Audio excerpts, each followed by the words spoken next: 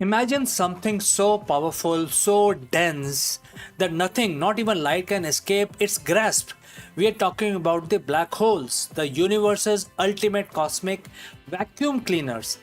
For decades, we have pictured these behemoths as, some sort of very powerful, unmoving anchors of the galaxies, slowly devouring anything, everything that dares to wander too close. But what if I told you that sometimes these colossal objects don't just sit there? What if in their very moment of birth they get a kick so violent, so incredibly powerful, that they are sent careening across the cosmos at speeds unimaginable? Today, we are diving into one of the most mind blowing discoveries in the modern astrophysics, the gravitational recoil of the newborn black hole. This isn't just a theoretical concept anymore. For the first time ever, scientists have directly measured the incredible kick imparted to a black hole after a violent merger. We are talking about a phenomenon capable of launching a black hole at a speed up to 5,000 kilometers per second. It's over a million, 11 million miles per hour. Fast enough to cross the continent of United States in less than half a second. Fast enough to escape the entire galaxy.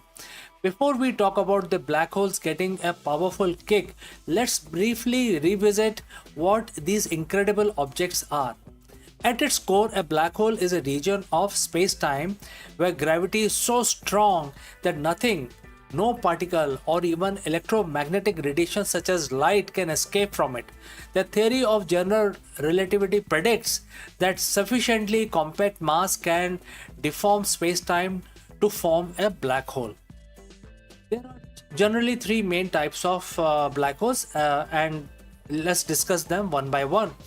The stellar mass black holes. These are formed when the collapse of massive stars, typically 3 to 100 times the mass of our sun, collapses into a black hole. When a star much larger than our sun runs out of fuel, its core collapses under its own immense gravity, leading to a supernova explosion. What is left behind, it's a remnant, and it's massive enough, and that is called the black hole.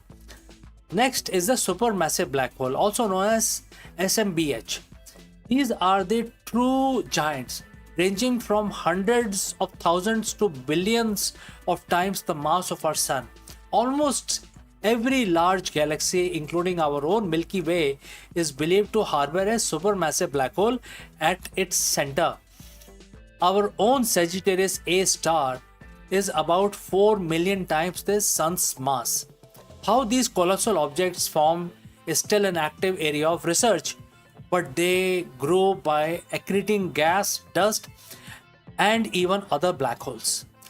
Then the third category is the intermediate mass black hole. These are more elusive class, falling between stellar mass and supermassive, with masses from few hundred to several hundred thousand masses, solar masses. Their existence is still being confirmed, but they are thought to be crucial building block for supermassive black holes. The crucial boundary around the black hole is called the event horizon. This is the point of no return. Once something crosses the event horizon, it is trapped forever inside the black hole. All paths lead to the singularity, which is in the center of the black hole, which is also a point of infinite density where the laws of physics, as we know, all break down. Now imagine just one of these cosmic monsters, but not just one, but two of them, two black holes spiraling closer and closer together, accelerating to incredible speeds, destined for a catastrophic collision and merger. This isn't just a theoretical, physicist thought experiment. It's a cosmic ballet that happens throughout the universe. And it's precisely these mergers that give rise to our main event, which is the black hole kick. To understand the black hole kick, we first need to grasp another groundbreaking concept, which is known as gravitational waves. So, in the year 1915, Albert Einstein published his theory of general relativity, which fundamentally changed our understanding of the gravity. So, instead of an invisible force pulling objects together, Einstein proposed that the gravity is the manifestation of the curvature of the spacetime, the four-dimensional fabric that makes up our universe. Massive objects like planets, stars, and black holes warp these fabrics around them, and what we perceive as a gravity is simply an object following the curves in that space-time. One of the outstanding predictions of the general relativity was that the violent cosmic event, like the collision of black holes or neutron stars, would create ripples in the space-time that propagate outward at the speed of light. These ripples are what we call gravitational waves. Think of dropping of a heavy bowling ball into stretched rubber sheet. The ripples that spread across the sheet are analogous to the gravitational waves. For centuries, these waves remained a theoretical prediction. Frustratingly difficult to detect due to their incredibly tiny amplitude. They stretch and squeeze space by an unbelievably small amount, a change smaller than the width of the human hair across the distance of the nearest star. That all changed on September 14th, 2015, as on that historic day, the LIGO Laser Interferometer Gravitational Wave Observatory, that is an experiment that made the first detected gravitational waves on that particular day. What they observed was the faint but unmistakably chirp of two stellar mass black holes, about 29 and 36 times the mass of our Sun, spiraling into each other and merging roughly 1.3 billion light years away from us. This wasn't just a confirmation of the Einstein genius, it opened up an entirely new window to the universe. For the first time, we could hear the cosmos listening to the most extreme events that are otherwise invisible to the traditional telescopes that rely on light. Since then, LIGO, along with its European counterpart Virgo, has detected dozens of gravitational wave events, mostly from merging black holes and neutron stars. Each detection tells us a new story about the violent, dynamic universe. And it is this ability to precisely measure these ripples that now allow us to observe something even more incredible, and that is the gravitational kick. So how do the gravitational wave kick a black hole? The key lies in the word of asymmetric. Imagine two black holes locked in a deadly cosmic dance, spiraling ever closer. As they orbit each other at increasing speed, they are not just emitting gravitational waves, they are emitting them in specific pattern. Think of it like spinning on a sprinkler, spinning of a sprinkler.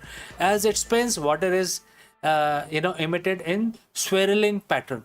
Now, if there are two black holes were perfectly identical in mass and their spins were perfectly aligned and symmetric, then the gravitational waves they emit are as they merge would also be perfectly symmetrical. In this idealized scenario, the energy carried away by the gravitational waves would be equal in all directions. The newly formed large black holes would remain right where the two previously once merged. Now think of it like a cosmic rocket engine. When the rocket fires, it expels hot gases in one direction and the rocket itself moves in the opposite direction. Similarly, when merging black holes system emits a burst of asymmetric gravitational wave in one direction, the newly formed larger black hole receives an equal and opposite kick in the opposite direction. This is a direct consequence of the conservation of the momentum. This is the gravitational recoil, and it's not a gentle nudge. The kick can be incredibly powerful depending on the masses, spins, and orbital configuration of the merging black holes. The recoil velocity can range from a few tenths of kilometer per second all the way up to thousands of kilometers per second. The fastest theoretical kick ever predicted, when the black hole have roughly equal masses and their spins are strongly misaligned. For a long time, these kicks were purely theoretical, while the general relativity equations predicted them. Actually, observing such an event was astronomically difficult. Not only do we need to detect the gravitational waves themselves, but we also need to be able to infer the precise directionality and asymmetric from their subtle signals. It's like trying to tell if a massive bell was rung by an off center strike just by listening to the fading echoes a billion miles away.